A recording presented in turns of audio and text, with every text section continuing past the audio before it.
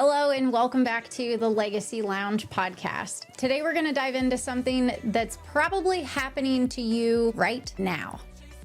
Yes, while you're listening to this. Also, checking Slack, checking your text, maybe scrolling the DMs, or driving, or potentially in a drive-thru. And no shame, but maybe even convincing yourself that this moment right now, listening to this episode, counts as downtime.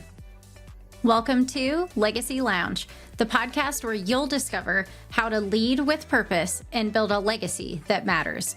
So if you're ready to step into your full potential, show up authentically for yourself and others, and create a lasting impact on the world, you're in the right place. Let's begin.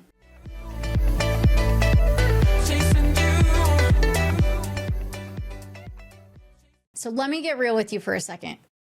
I used to sit in a Target bathroom having a panic attack between my meetings and my store visits. And typically they were in the store that I was about to go walk. But that's for another day. Because I thought that being available 24/7 made me a better leader. Now, when you become a salaried leader, you are at the disposal of your company 24/7, 365. However, spoiler alert, that nearly killed me. Literally. The doctor told me if I didn't change anything, we were looking at a heart attack before I was 33. How depressing is that? So today we're talking about the open door paradox and the dangerous game that you play when you think that being available equals good leadership. Because I learned that the hard way. And that's what I'm here for, to help you not make the same mistakes. But when you are always accessible, you're actually never present. So picture this. I am overseeing 10 Target stores, about a 580 million annual revenue, thousands of team members. And man, I pride myself on being the leader that you could reach out to at any time because I meant it. And my phone was always on and my door was always open and my energy was always, well, that's where the problem started. But I thought that I was being indispensable by being available. It turns out that I was just choosing to be unsustainable. And the craziest part is my constant availability was actually making me personally less capable, not more. And here's how this showed up in my leadership. My team stopped problem solving because they knew they could call me and I would swoop in with the answer. My team stopped strategically thinking because they could call me and they knew I would pick up and I would guide them on the next step. Because as a leader, your job is to move roadblocks, deliver, and typically do it as fast as possible. So I believe that there are 4 game-changing steps that could have been implemented earlier because I did learn them and I changed it, and man, was it rewarding. But I wish I would have done it sooner in my career. And we're going to start with the burnout reality check. So let's be honest about what burnout actually looks like in leadership, because it's not just feeling tired. It's when you're making decisions, but you're second guessing every single one. It's when your creative thinking has completely flatlined, does not even exist. Your team becomes dependent on you, not less dependent on you. Which if you're actually a good leader, they're not dependent on you at all. You're responsive, but completely reactive. And you've totally lost sight of strategy in your foresight. But here is the one that nobody ever talks about. You start resenting the very people that you are trying to serve. And I remember exactly when that happened for me. I knew something was wrong. I was in my car and I couldn't remember the last decision that I made that actually felt authentically mine. Every single thing was a reaction to what someone else needed, what someone else's crisis was, what was on someone else's timeline. That's a problem. So The power block revolution hit my calendar and my lifestyle immediately. This system changed my leadership. It saved my well-being and prolonged a lot of my sanity. And I started with what I call a focus block, 90 minutes uninterrupted. And it's where I'm completely unavailable. I am off the floor. I am not on visits. I am not in transit in the car. My phone is off and I am focused on deep work. Outside of that, I had designated office blocks. If you remember this from school, they were like TA office hours. So you always knew that they were there, likely never used them. But man, when you got in a pinch, you knew exactly where you needed to be, how to contact them, and be there to get whatever you need solved. So I created access blocks, designated times when I am 100% available, but only during those times. Then I had strategy blocks. To this day, they are still sacred for me. That's protected time for big picture thinking. No tactics allowed. No, how do we make, this disaster organized or cleaned up? This is strategic time for strategy building beyond the current here and now. And then the last one was recovery blocks. And yeah, I actually scheduled rest like it's a board meeting. And I followed through with it because I know what happens when you avoid rest. Here's what shocked me though.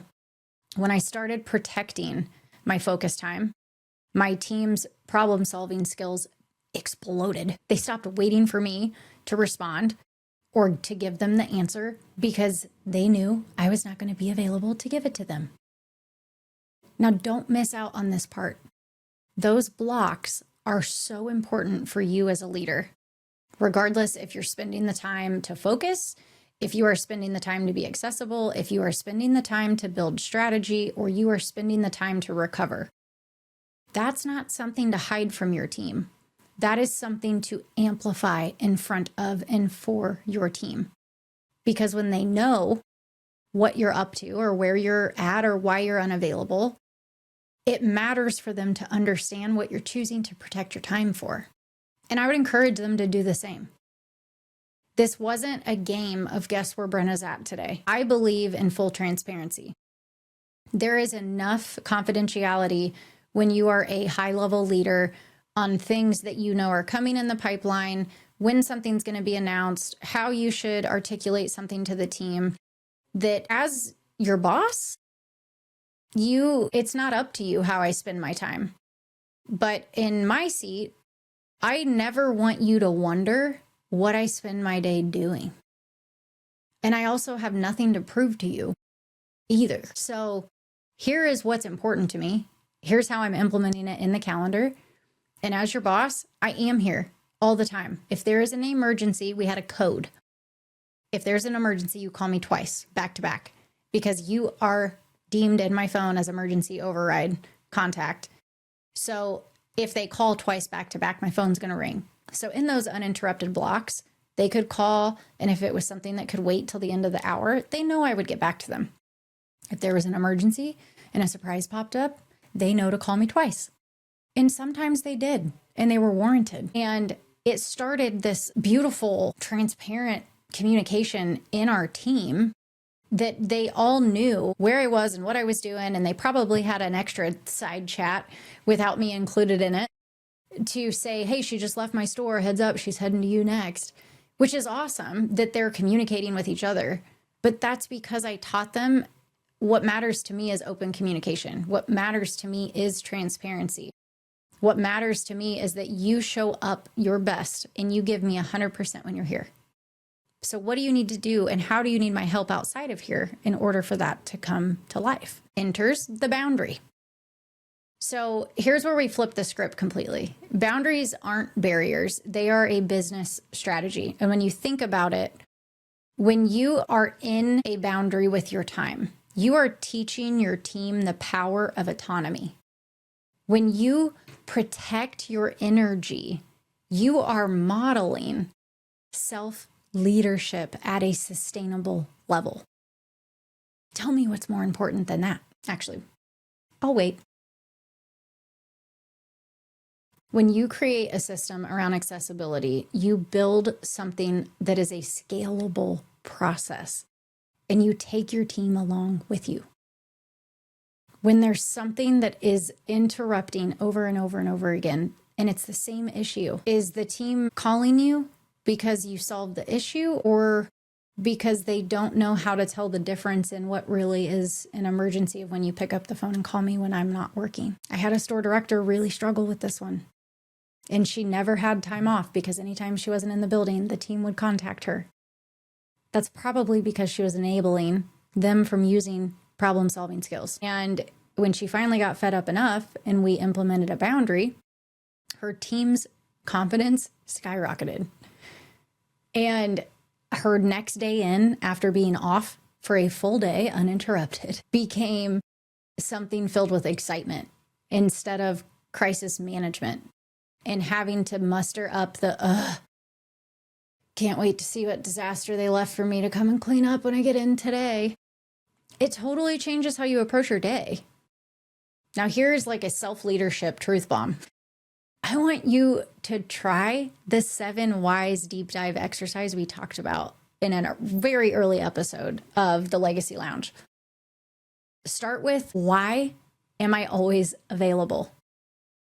That's number 1.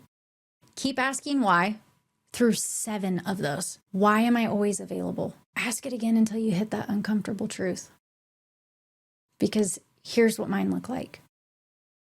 Why am I always available? Because my team needs me. Why do they need me? Because I'm the one with the answers. Why am I the one with the answers? Because I don't trust them to figure it out on their own. Why don't I trust them? Because if they mess up, it reflects me. Why does that scare me?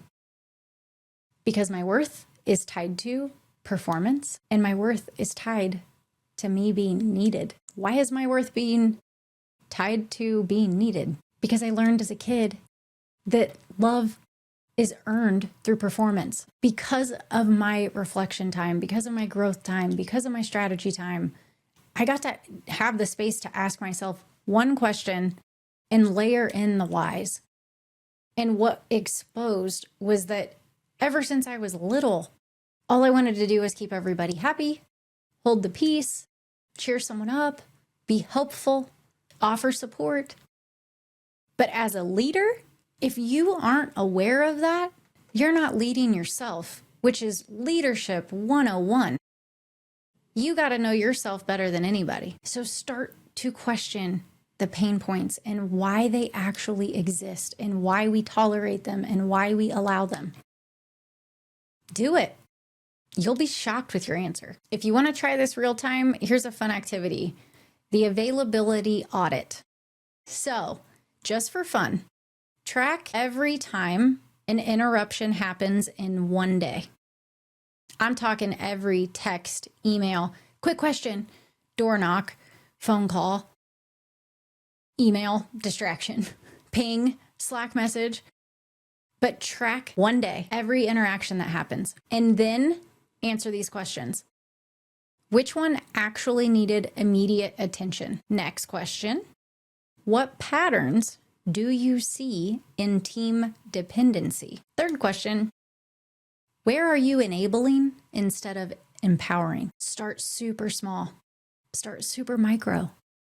Maybe not even a day. That does sound a little overwhelming. Try 1 hour. Try 1 hour tomorrow of focused work.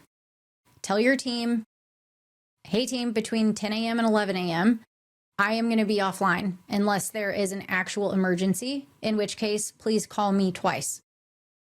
Then stick to it like your leadership depends on it, because it does. You can define your power blocks. You can be crystal clear in communicating different protocols and different processes. Try the exercise and see what comes up for you.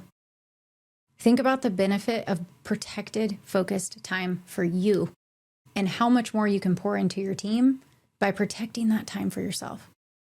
Define what your power blocks look like. Have crystal clear communication protocols and set up a system for yourself of what success metrics actually look like. And I'll give you a hint. It's not on how fast you respond. So listen, Big picture, your ability to lead effectively is directly tied to your ability to manage your energy and manage your attention. And here's what nobody tells you. Protecting your boundaries isn't selfish. It's actually the most generous thing that you can do for your team. When I finally learned that saying, I'm always available, and keeping myself in a place where I could physically be available if needed, did more damage than good.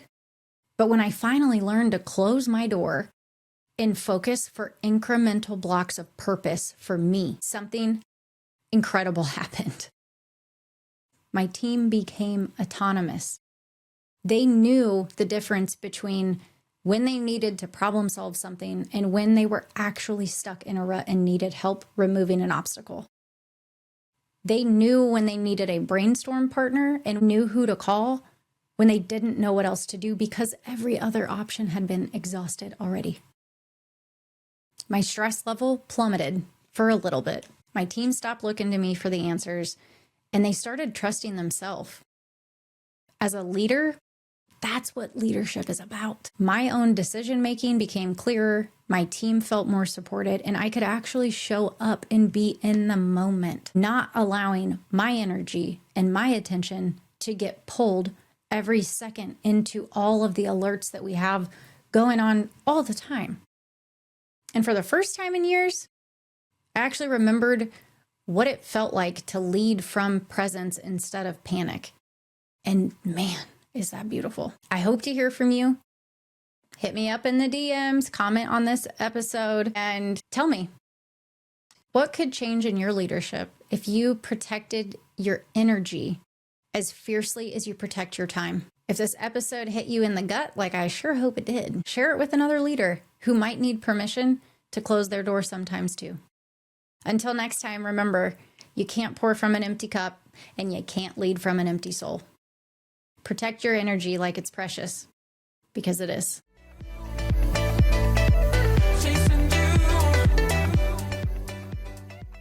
That's it for this episode of Legacy Lounge, a podcast dedicated to empowering you to lead with purpose. Remember, leadership begins with you.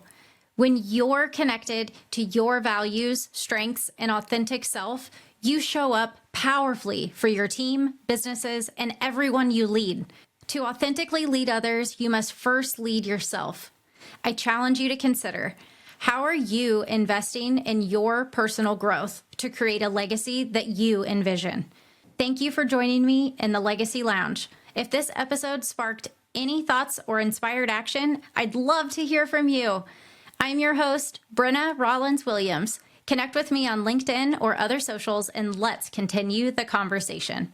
Remember, your legacy is built one intentional step at a time.